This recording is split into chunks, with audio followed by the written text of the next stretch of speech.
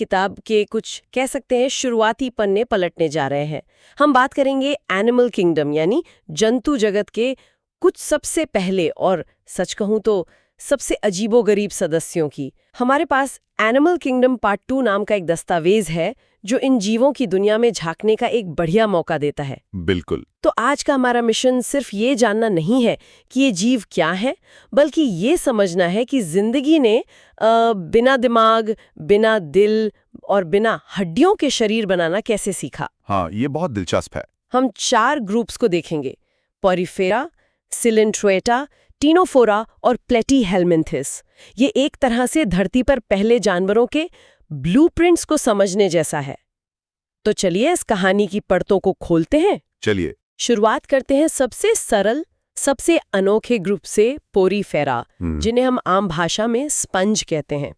अब पहली नजर में तो ये किसी पौधे या फंगस जैसे लगते हैं, एक ही जगह चिपके हुए हैं। तो सबसे पहला सवाल तो यही है कि इन्हें जानवर क्यों माना जाता है? ऐसी क्या खास बातें इनमें? ये एक बेहतरीन सवाल है क्योंकि ये हमें सीधे जानवरों की परिभाषा पर ले जाता है। स्पंज में वो सब कुछ नहीं है जो हम आमतौर पर जानवरों से जोड़ते हैं। न दिमाग, न मांसपेशियां, न पेट। कुछ भी नहीं। कुछ भी नहीं। लेकिन पौधों के विपरीत ये अपना खाना खुद नहीं बनाते, ये दूसरे जीवों को खाते हैं। और इनकी कोशिकाएं पौधों की तरह सख्त दीवारों से घिरी नहीं होती। ये बहुकोशिकीय हैं, लेकिन इनका संगठन बहुत ही बुनियादी है। अच्छा?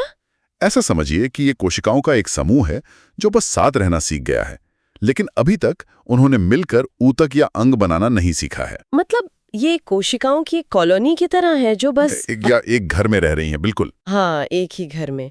तो अगर इनके पास मुंह नहीं है तो ये खाते कैसे हैं? दस्तावेज में एक जल परिवहन तंत्र या कैनाल सिस्टम का जिक्र है। ये सुनने में काफी इंजीनियरिंग जैसा लगता है।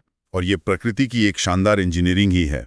सोचिए, आपको एक ऐसा जीव बनाना है जिसका न मुंह हो, न फेफड़े और न ही गुर्दे। पोरिफेरा का नाल तंत्र इन सभी समस्याओं का एक शानदार समाधान है। इनके पूरे शरीर पर छोटे छोटे छेद होते हैं जिन्हें ऑस्टिया कहते हैं, जिनसे पानी अंदर आता है। अच्छा। ये पानी एक बड़ी सी खाली जगह स्पॉन्जोसील से गुजरता है और फिर एक बड़े छेद ऑस्कुलम से बाहर निकल जाता है। ये एक लगातार चलने वाला वाटर फिल्टर है। तो ये एक तरह का बहता हुआ पानी का सिस्टम है। लेकिन इससे खाना, सांस लेना और गंदगी बाहर निकालना, ये सब कैसे होता है? यहीं पर इनकी खास कोशिकाएं क्वेनोसाइट्स या कॉलर सेल्स काम आती हैं। इन कोशिकाओं में एक पूंछ जैसी संरचना होती है जिसे ये लगातार हिलाती रहती हैं। ओके। लाखों कोशिकाओं के एक साथ ऐसा करने से पानी का एक बहाव बनता है और इनके कॉलर पानी में मौजूद खाने के छोटे छोटे कणों को पकड़ लेते हैं। खाना सीधे इन्हीं कोशिकाओं के अंदर पच जाता है। कोशिकाओं के अंदर ही? हाँ, इसे अंतःकोशिकीय पाचन कहते हैं। और इसी पानी के बहाव से ऑक्सीजन अंदर आ जाती है और कार्बन डाइऑक्साइड और बाकी कचरा बाहर चला जाता है। ये एक साथ उनका पेट, फेफड़ा और उत्सर्जन प्रणाली है जो सिर्फ पानी के बहाव की शक्ति पर चलता है। कमाल है, एक ही सिस्टम से सारे काम। और ये ढांचा खड़ा कैसे रहता है? मतलब ये बस कोशिकाओं का एक ढेर तो नहीं है? नहीं, बिल्कुल नहीं। इन्हें सहारा देने के लिए कंकाल होता है जो स्पिक्यूल्स नाम की छोटी छोटी सुइयां या स्पॉन्जिन नाम के प्रोटीन फाइबर से बना होता है। अच्छा, वही स्पॉन्जिन? हाँ, यही वो चीजें जो यूस्पॉन्जिया जैसे बाथ स्पंज को उसका स्पंजी टेक्सचर देती है। और एक और दिलचस्प बात, प्रजनन। ये एक ही जगह पर रहते हैं तो ये अपना साथी कैसे ढूंढते हैं? जिंदगी इसका भी हल निकाल लेती है। ज्यादातर स्पॉन्ज उभयलिंगाश्री होते हैं, यानी एक ही जीव नर और मादा दोनों तरह के युग्मक बना सकता है। वे अपने शुक्राणुओं को पानी में छोड़ देते हैं जो बहते हुए दूसरे स्पॉन्ज तक पहुंचकर उसके अंडों को निषेचित कर देते हैं। और इनके बच्चे यानी लार्वा वयस्क की तरह एक जगह चिपके नहीं रहते। वो तैर सकते हैं ताकि वो एक नई जगह जाकर बस सकें। अच्छा, तो ये उनकी प्रजाति को फैलाने का एक तरीका है। एक शानदार तरीका। तो स्पंज हमें सिखाते हैं कि कैसे कोशिकाओं का एक सरल समूह मिलकर जिंदा रह सकता है। लेकिन क्या होता है जब ये कोशिकाएं मिलकर एक टीम बनाती हैं जिन्हें हम ऊतक या टिश्यूज कहते हैं? यहीं से हमारे अगले समूह सीलेंट्रेटा या नाइडेरिया की कहानी शुरू होती है। बिल्कुल। नाइडेरिया विकास की सीढ़ी पर अगला कदम है। इनमें कोशिकाएं अब सिर्फ एक झुंड नहीं हैं, बल्कि वे मिलकर खास काम करने वाले ऊतक बनाती हैं, जैसे कि तंत्रिका ऊतक या पाचन ऊतक। तो ये एक बहुत बड़ा अपग्रेड है। बीच से किसी भी दिशा में काटें तो आपको 2 बराबर हिस्से मिलेंगे। और इनका नाम नाइडेरिया, ये कहाँ से आया है? सुनने में किसी हथियार जैसा लगता है। और ये एक हथियार ही है। इनका नाम इनकी सबसे बड़ी खासियत निडोब्लास्ट या निडोसाइट्स नाम की कोशिकाओं से आया है। ये कोशिकाएं छोटे छोटे जहरीले हार्पून की तरह होती हैं। हार्पून? हाँ, जैसे ही कोई शिकार इनके स्पर्शकों मतलब टेंटिकल्स को छूता है, ये हजारों निडोब्लास्ट एक साथ फायर होते हैं, शिकार को डंक मारकर पंगु बना देते हैं या मार डालते हैं। अच्छा, तो जेलीफिश का डंक इसी वजह से लगता है? इसी वजह से यह जानवरों के इतिहास का पहला परिष्कृत शिकार करने का हथियार था। तो ऊतक बनने से इन्हें एक पेट जैसी चीज भी मिली होगी? सही पकड़ा। स्पंज के विपरीत इनके शरीर के बीच में एक गुहा होती है, जिसे जठर संवहनी गुहा कहते हैं। इसका एक ही मुंह होता है जो खाने और कचरा बाहर निकालने दोनों का काम करता है। एक ही मुंह? हाँ, और यहाँ पाचन का तरीका भी ज्यादा उन्नत है।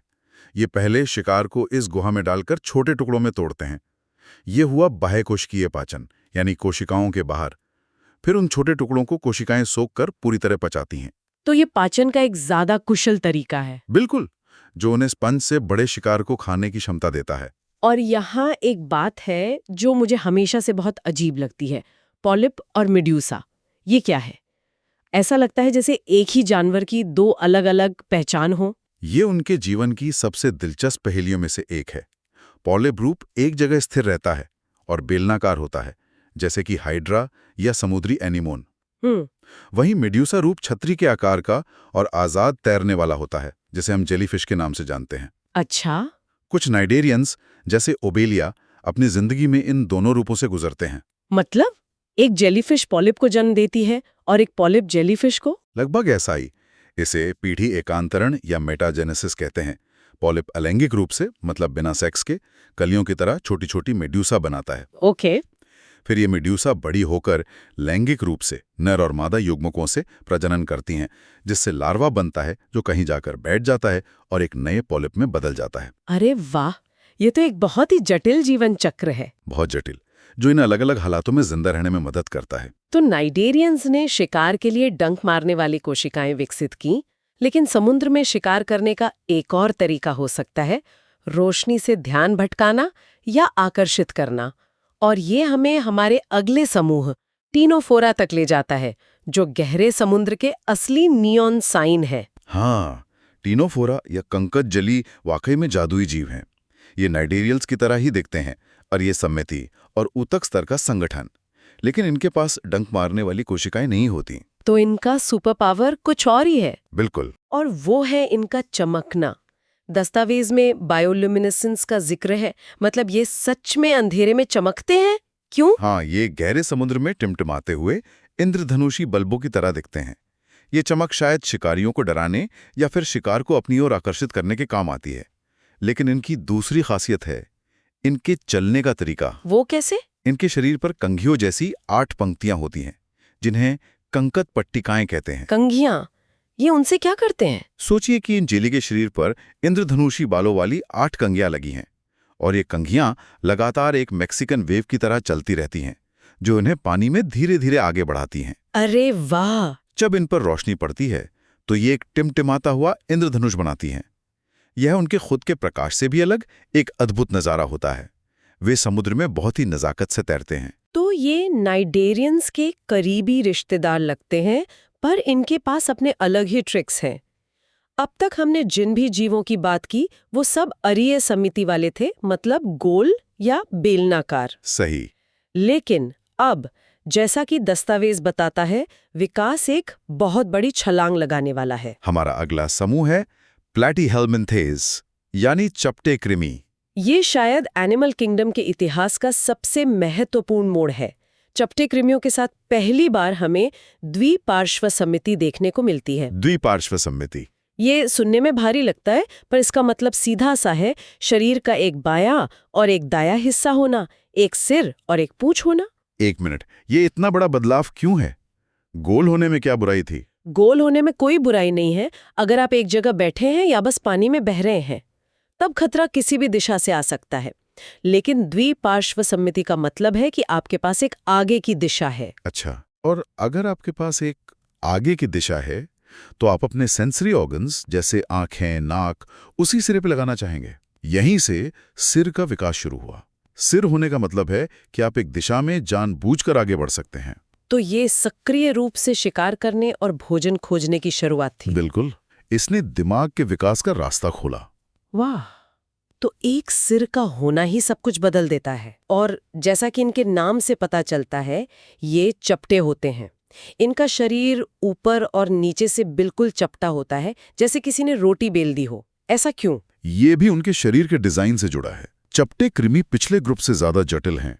इनमें ऊतक से आगे बढ़कर अंग बन गए हैं। अंग भी? हाँ, लेकिन इनके पास खून या सर्कुलेटरी सिस्टम नहीं है, तो हर कोशिका तो ऑक्सीजन कैसे पहुंचेगी? चपटे होने से उनके शरीर की हर कोशिका सतह के बहुत पास होती है, जिससे वे सीधे पानी से ऑक्सीजन ले सकती हैं। ये एक बहुत ही चालाक डिजाइन है। और दस्तावेज बताता है कि इनमें से ज्यादातर परजीवी होते हैं, यानी दूसरे जानवरों के शरीर के अंदर रहते हैं। ये तो जीने का एक बिल्कुल ही अलग तरीका है। हाँ, और परजीवी जीवन के लिए इन्होंने खास अनुकूलन विकसित किए हैं। जैसे कि इनके शरीर पर अंकुश और चूसक होते हैं, जिनसे ये अपने मेजबान की आंतों में चिपके रहते हैं। तो ये खाना भी नहीं खाते? नहीं, ये अपने मेजबान के पचाए हुए भोजन को सीधे अपनी त्वचा से सोख लेते हैं, और इनके पास कचरा बाहर निकालने के लिए ज्वाला कोशिकाएं होती हैं। ये जानवरों के इतिहास की पहली गुर्दे या किडनी जैसी संरचनाएं थीं। अच्छा, यहाँ एक बात है जो मुझे हमेशा हैरान करती है, प्रिनेरिया की पुनर्जनन क्षमता। मतलब ये तो किसी साइंस फिक्शन फिल्म जैसा है। आप इसे काट देते हैं और हर टुकड़ा एक नया कीड़ा बन जाता है। ये कैसे संभव है? ये सच में अविश्वसनीय है। प्लेनेरिया जैसे कुछ चपटे कृमियों में बहुत सारी स्टेम कोशिकाएं होती हैं, जो किसी भी तरह की कोशिका में बदल सकती हैं। अच्छा, स्टेम सेल्स। हाँ, जब आप उन्हें काटते हैं तो हर टुकड़ा इन स्टेम कोशिकाओं का इस्तेमाल करके अपने खोए हुए हिस्सों, सिर, पूंछ, सब कुछ को दोबारा बना लेता है। ये प्रकृति में पुनर्जनन की सबसे चरम क्षमताओं में से एक है। तो आज की इस यात्रा को समेटते हैं। हमने एक लंबा सफर तय किया है। हाँ, हमने कोशिकाओं के एक सरल समूह स्पंज से शुरुआत की, जिनके पास एक शानदार वाटर फिल्टरिंग सिस्टम था। फिर हम नाइडेरियंस पर आए, जिन्होंने उत्तक, एक पेट और शिकार के लिए डंक वाले हथियार इजाद किए। उनके बाद हमने समुद्र के चमकते हुए गहनों टीनोफोरा को देखा, और आखिर में हम चपटे कृमियों तक पहुंचे, जिन्होंने जानवरों की दुनिया में क्रांति ला दी, एक सिर, द्विपार्श्व सम्मति और अंगों का विकास करके। हर समूह ने जिंदा रहने की पहेली का अपना एक अनोखा हल निकाला है, और इन सरल ब्लूप्रिंट्स में ही हमें आगे के सभी जटिल जीवन की नींव दिखाई देती है। और ये एक बहुत ही दिलचस्प सवाल छोड़ जाता है। बिल्कुल। हमने देखा कि द्विपार्श्व सम्मिति यानी एक सिर का होना जानवरों के विकास में एक बड़ी छलांग थी। इसने सक्रिय गति और शिकार को संभव बनाया। तो यहाँ सोचने वाली बात यह है, अगर ये डिजाइन इतना ही सफल था, तो आज भी स्पंज और जेलीफिश जैसे अरीय सम्मिति वाले या असम्मित जीव क्यों मौजूद हैं? ये एक अच्छा सवाल है। वो क्या खास काम कर रहे हैं जो द्विपार्श्व सम्मिति वाले जीव नहीं कर सकते? और उनके इन प्राचीन डिजाइन्स में ऐसी कौन सी ताकत है जो उन्हें आज भी दुनिया के महासागरों में इतना सफल बनाती है? नमस्कार। आज हमारे पास जो दस्तावेज